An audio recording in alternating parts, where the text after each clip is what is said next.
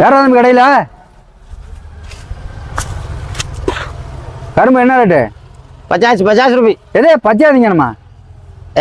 கரும்பு ரேட் 50 ரூபா. என்னடா 50 ரூபா? இங்கேயும் வந்துட்டீங்களாடா இந்த வியாபாரத்துக்கு? அப்புறம் எந்த வியாபாரத்துக்கு வருது? எத்தனை கட்டு வேணும்? என்னடா அது எத்தனை கட்டு வேணும்னு கேட்குறான். ஓனர் கூப்பிட. ஓனரா? அப்ப நான் யாரு? நான் தான் ஓனரு. புதுக்கோட்டையில இடம் வாங்கி சாவடி பண்ணுது, கரும்பு தோட்டம் வச்சிருக்கு. ரேட் குறைச்சு தருது, எடுத்துட்டு போ. வேற என்ன போட? ராஜ் போட்டு கொடு. ஒரு கட்டு கரும்பு எடு. வேற என்ன போட? 2 பானை எடுத்துட்டு சொல்லு. இங்க வா, பக்கத்துல நம்ம மாமா இருக்கும், கூட்டு வா.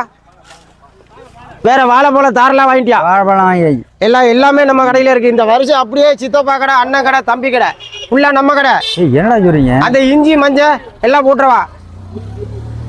மாமா இவருக்கு 2 பானை கொடு. பானை 2 கொடு. எது மாமாவா? ஆமா மாமா. ஏடா எங்க பக்கத்தூர்ல வாய்மேடலடா அவரு.